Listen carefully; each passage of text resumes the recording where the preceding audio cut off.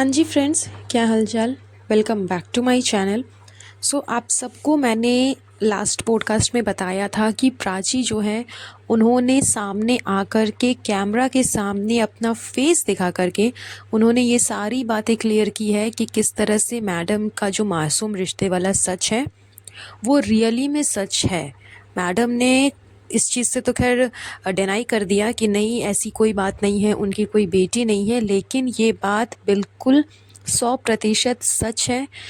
इसका प्रूफ भी जनाब ने मांगा था कि प्रूफ है तो सामने से ला करके दिखाओ, सामने से ला करके बताओ, एंड जेन्युइन होगा तब। ये नहीं कि किसी के भी फ़ोटो के साथ में मैडम का फ़ोटो मर्ज करके बता दो कि उसकी बेटी है, समथिंग समथिंग। तो वो चीज़ भी सामने आई। एनएफ ने बताया कि किस तरह से सारी बातें सच है, किस तरह से उनको पता चला, किस तरह से उनके पास में मेल आया, मैसेजेस आए, किस तरह से उन्होंने कांटेक्ट किया सबसे जिनको जिनको ये सारी बातें पता थी। एंड सबसे स्पेशल बात तो कि खुद नानी ने ये बातें बोली कि ये भी अदीम हो गई एंड वो भी अदीम हो गई, मेहर को लेकर के एंड मैडम की बेटी को लेकर के। तो ये सारी चीज़ें एक साथ झूठ तो नहीं हो सकती। एंड स्पेशली बेटी ही बोला है, बेटा नहीं बोला किसी ने, क्योंकि सबको पता है कि बेटी है। तो बहुत लोगों ने मेरे प्रीवियस वाले पॉडकास्ट में मुझसे पूछा था कि प्राची कौन है, आप झूठ बोल रहे हो, प्राची झूठ बोल रही है, मतलब क्या प्रूफ है कि प्राची उनकी साथ में कलीग थी, साथ में काम करती थी, ये वो वगैरह वगैरह, मतलब काफ़ी सारे एलिगेशंस आए थे। तो मुझे यही कहना है अंधभक्तों को कि अगर आपने खुद ने अपने आँख पे पट्टी बांधी हुई है तो फिर इसमें लोग क्या ही कर सकते हैं। इतने प्रूफ्स होने के बाद, इतने सबूत होने के बाद भी अब जब आप लोगों को बिलीव नहीं है तो कोई इसमें कुछ नहीं कर सकता। कोई आपको बिलीव नहीं दिला सकता कि हाँ सच में मैडम का जो मासूम रिश्ते वाला सच है वो सच है, यानी कि उनकी एक डॉटर है। अब लोगों को दिमाग में ये चल रहा होगा कि अगर डॉटर है तो उसकी पिक्चर्स शेयर करो, उसके बारे में बताओ, उसको सामने दिखाओ, जो कि सरासर गलत है, जो कि बिल्कुल भी सही नहीं, क्योंकि वो उस बच्ची की प्राइवेसी को लेकर के हैं। आप किसी भी बच्ची के साथ, उसकी प्राइवेसी के साथ इस तरह से खिलवाड़ नहीं कर सकते सिर्फ इस बेसिस पे क्योंकि आपको बिलीव नहीं हो रहा, क्योंकि आप अंधभक्त हो, क्योंकि आपकी आंखों में पट्टी लगी हुई है। तो उसका पूरा ब्लेम आप उस बच्ची पे नहीं डाल सकते ना। आपकी आंखों में पट्टी लगी हुई है, आपको नहीं उतारना, वो आपका अपना खुद का चॉइस है। लेकिन आपकी पट्टी उतारने के लिए सब कुछ भूल करके एक बच्ची की प्राइवेसी को सामने कर दिया जाए, उसकी जान पे बन आए, ऐसा काम किया जाए जो कि बिल्कुल ही गलत है। क्योंकि जनाब और मैडम का तो खैर कोई भरोसा नहीं। अधिकतर लोग बिना फेस के पॉडकास्ट बनाते हैं क्योंकि सबको पता है कि ये किसी भी लेवल तक जा सकते हैं। चाहे वो आपको किसी भी तरीके का हरास करना हो, कुछ भी करना हो आपसे रिलेटेड, आपके फ़ोटोज़ से, इमेजेस से रिलेटेड, जो कि आपके जान पे बनाए, आपके मान सम्मान पे बनाए, काफ़ी कुछ हो सकता है। काफ़ी कुछ गलत तरीका तो खैर बहुत है दुनिया में जो कि लोग आज़मा सकते हैं अगर अपना उल्लू सीधा करना हो तो। इसीलिए मैं भी पॉडकास्ट में अपना फेस नहीं डालती, इसीलिए काफ़ी और भी जो पॉडकास्ट बनाते हैं वो लोग अपना फेस नहीं दिखाते, क्योंकि उनको पता है कि मैडम और जनाब किसी भी हद तक जा सकते हैं, इतने वो लोग गिरे हुए हैं। लेकिन प्राची ने फिर भी सामने से आकर के अपना फेस दिखाया। उन्होंने बताया कि मासूम रिश्ते वाला सच बिल्कुल सच है, मैडम झूठ बोल रही है। अब मैं आपको आंसर करती हूँ कि प्राची कौन है। तो प्राची एयरवेज़ में काम करती हैं और वो मैडम का जो एक्स हस्बैंड है रौनक सैमसंग, उनकी वो कलीग थी। एक टाइम पे वो लोग साथ में काम करते थे। एंड रौनक ने प्राची को ये सारी चीज़ें बताई कि ऐसी ऐसी बातें हैं। प्राची ने खुद ने उस बच्ची को रौनक के साथ में देखा भी है। तो इसलिए वो ये चीज़ें बता रही हैं कि हाँ, इस बात पे 100% सच्चाई है कि मैडम की एक बेटी है। उसके बावजूद मैडम इस बात को डिक्लेयर कर रही है, बार बार डिनाई कर रही है कि नहीं नहीं, ऐसा कुछ भी नहीं है, ऐसा कुछ भी नहीं है। तो मैडम कर्मा घूम करके वापस आता है। आप कितना भी झूठ बोल लो कि आपके कर्म घूम करके आपके पास वापस आएंगे, जो कि आ भी चुके हैं। मैडम ने पोस्ट डाला, वीडियोस डाला कि ऐसा नहीं है, ऐसा कुछ भी नहीं है। एंड वो चीज़, इनकी जो नेगेटिविटी है, इनकी जो गलतियां हैं, जो कि इतनी बड़ी ये गलती मैडम कर चुकी है, ये चीज़ घूम करके इनकी लाइफ में आई। फ़िलहाल मैडम जो अपनी जर्नी जी रही है, अभी सोशल मीडिया पे उनका जो शो चल रहा है, एक नया शो आया है, उसमें जो काम कर रही है, वहाँ पे मैडम के डाउन स्टेयर्स चालू हो चुके हैं। मैडम पहले एलिमिनेशन राउंड में आई थी, फिर ब्लैक अप्रैल मिल गया, वापस से फिर एलिमिनेशन में आ गई, अभी मैडम एलिमिनेशन पे चल रही है। आप लोगों ने तो खैर देखा ही होगा टीवी पे उनका टेलीकास्ट। मैडम मतलब एकदम बॉटम 3 में पहुंच चुकी है, डायरेक्ट एलिमिनेशन हो गया मैडम का। तो सीधी सी बात है कि आप अपनी खुशी के लिए, आप अपने लिए, अपने फ़ायदे के लिए आप किसी को नहीं देखते अपने आगे पीछे।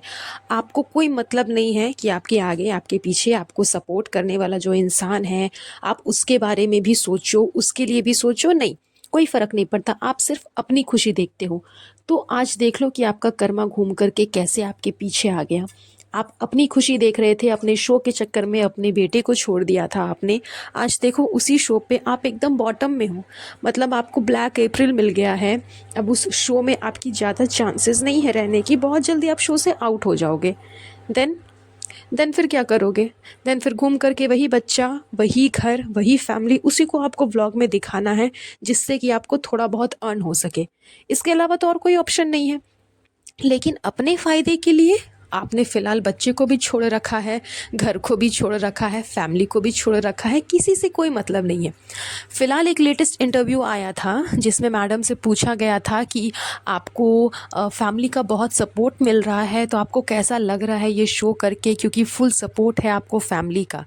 तो मैं ये बात कहना चाहूँगी कि मैडम को फैमिली से कोई सपोर्ट नहीं है, मैडम को सिर्फ़ और सिर्फ उसकी मम्मी से सपोर्ट है। उसके अलावा फैमिली में कोई मेंबर ऐसा नहीं है जो कि मैडम को सपोर्ट कर रहा है, इस जर्नी में मैडम के साथ खड़ा है, ऐसा कुछ भी नहीं।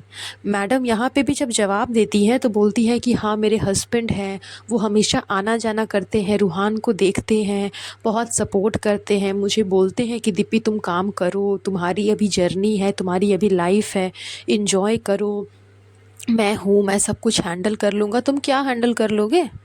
क्या ही हैंडल कर लोगे, और क्या ही हैंडल कर रहे हो। मुश्किल से 10 से 15 मिनट लगता है जनाब को उस टाइम पे, जिस टाइम पे ये लोग घर से निकल कर के होटल आ रहे थे। एक सिचुएशन था बीच में जब मैडम को घर से होटल आना था रात भर के लिए, क्योंकि नेक्स्ट डे होटल में ही इनका शूट था। वहाँ पे जब मैडम ने जनाब को कहा कि आप भी चलो, तो जनाब का यही कहना था कि कोई पॉइंट नहीं है दीपी, मैं क्या ही करूँगा जा कर के, कोई पॉइंट नहीं है।